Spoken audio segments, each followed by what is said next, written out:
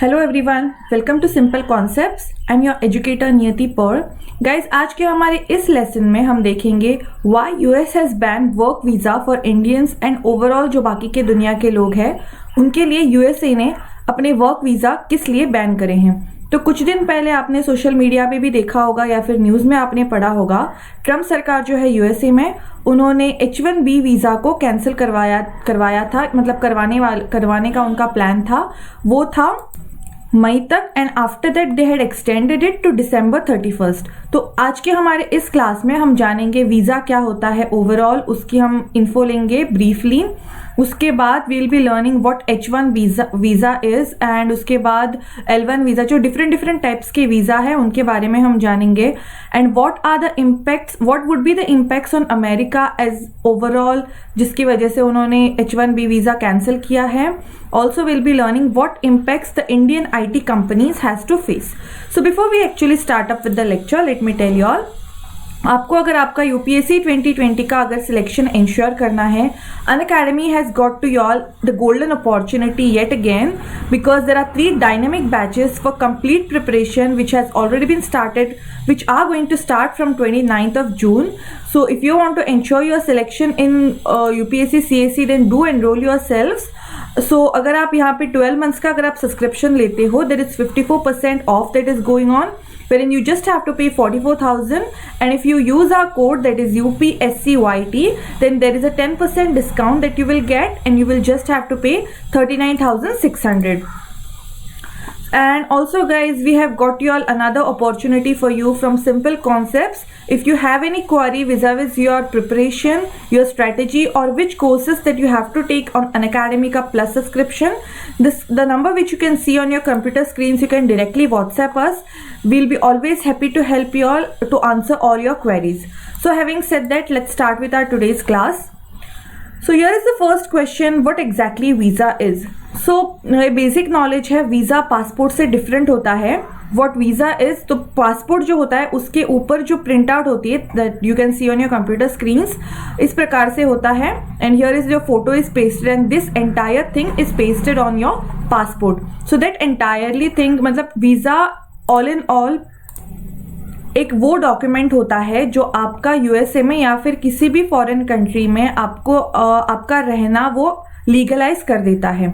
So visa is basically printed on passport, and these are the different types of visas that they have. Visas are work visa, tourist visa भी होता है।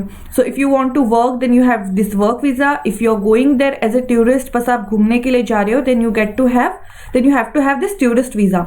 Now the work visas are H1B and H2B, and the major difference between H1B and H2B is that the H1B visa is for the immigrants and H2B visa is for the non-immigrants. And when it comes to immigrant, this is the permanent work stay visa, so you can stay in USA and work over there. And when it comes to non-immigrant visa, that means that is the H2B visa. It means that you have to return after some time, after once this period gets over, or once this period gets expired.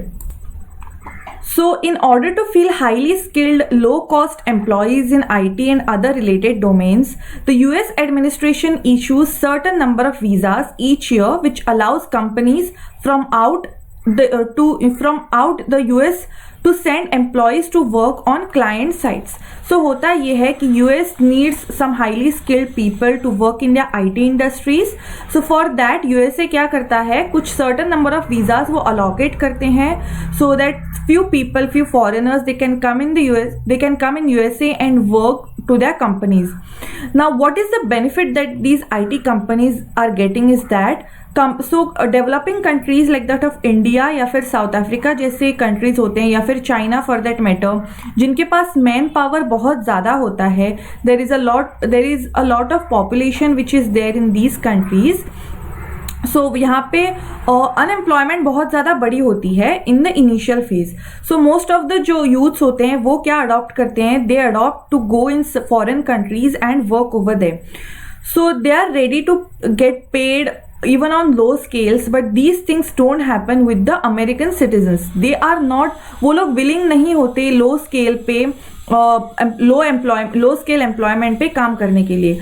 सो ऐसे countries जहाँ पे population बहुत ज़्यादा होता है, man power बहुत ज़्यादा होती है, these people are ready to go to US and work there and comparatively, मतलब जितना पेमेंट यूएस सिटीजन्स को मिलता है उससे बहुत कम पेमेंट ये जो कंपनीज होती है, बड़ी बड़ी कंपनीज लाइक इन्फोसिस, एप्पल या फिर Google,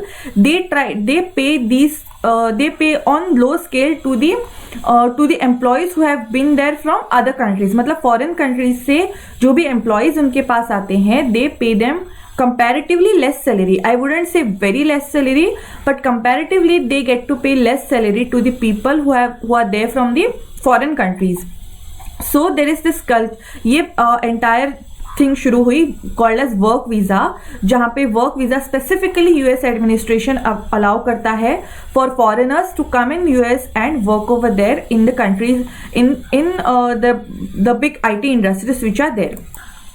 So here is the data which is there, wherein 85k visas are yearly given by USA, and because there is a lot of this number is huge, that is why there is this system called as lottery based system, wherein randomly people's name is picked and they are given this work visa। Now 65k for highly skilled foreign workers, 65k visas are over there, मतलब वहाँ पे vacancy होती है for visas wherein there are only highly skilled foreign workers that are appointed। 20k 20,000 ऐसे visas होते हैं visa के लिए। So 20k visas are specifically there which are given to the foreigners who are there or who are already there working in the states। For example, अगर वो graduation कर रहे हैं या फिर अपना post graduation कर रहे हैं, like many Indians go in USA to complete their MS and all। So these people, this is the number of visas that are allocated for those people who are already there working in who are already there studying in United States। The number is 20k। So H1B visa is issued for 3 years and it can be maximum extended to 6 years, and one can renew it after 1 year। So this H1B visa is famous because it is intended for dual purposes, that is one can also apply for green card once they have this H1B visa। So अगर आपके पास H1B visa है तो you can also apply for green card over here in the United States of America।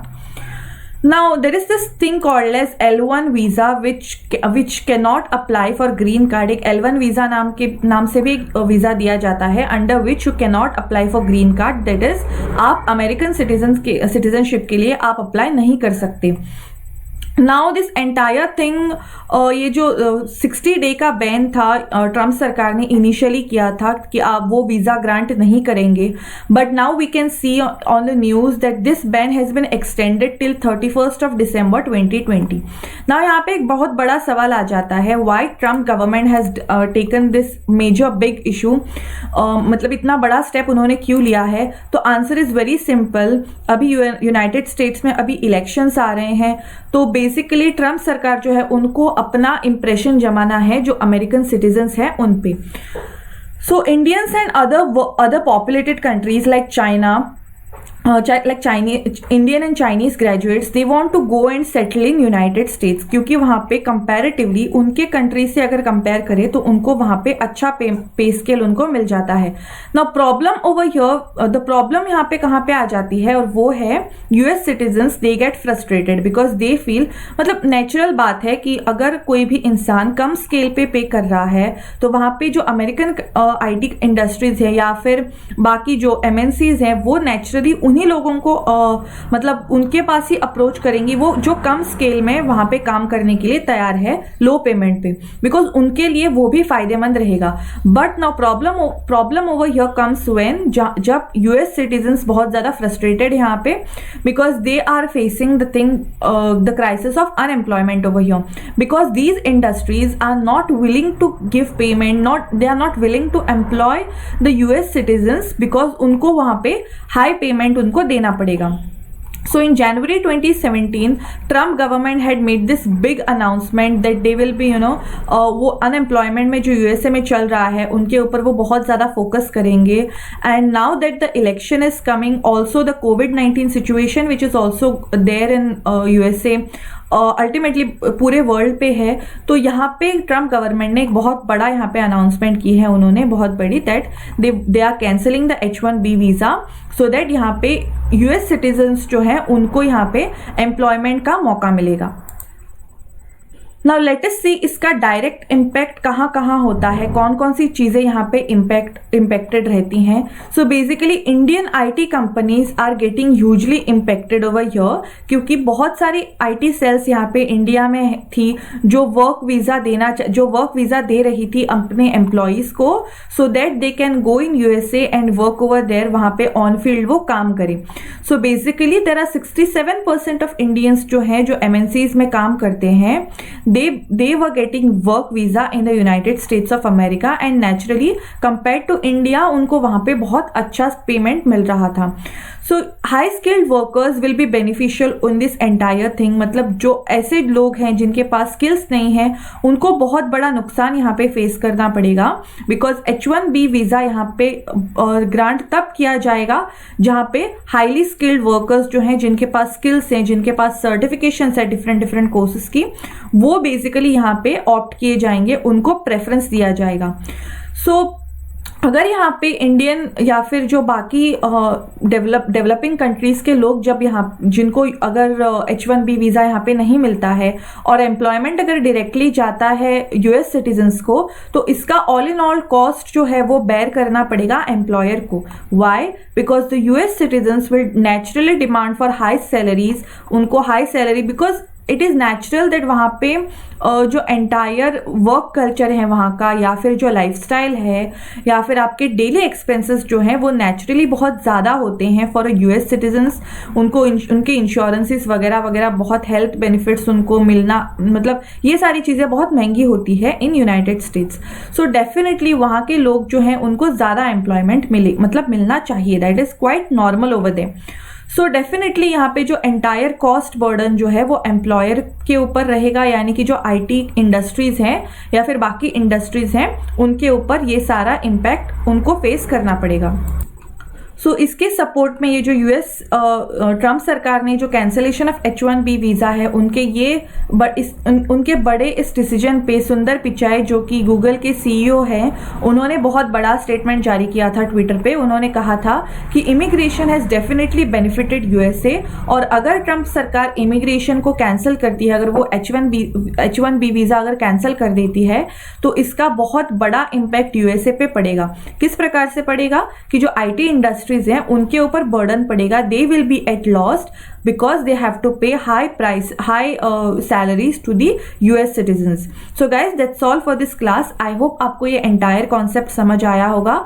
If you like this video then do hit the like button.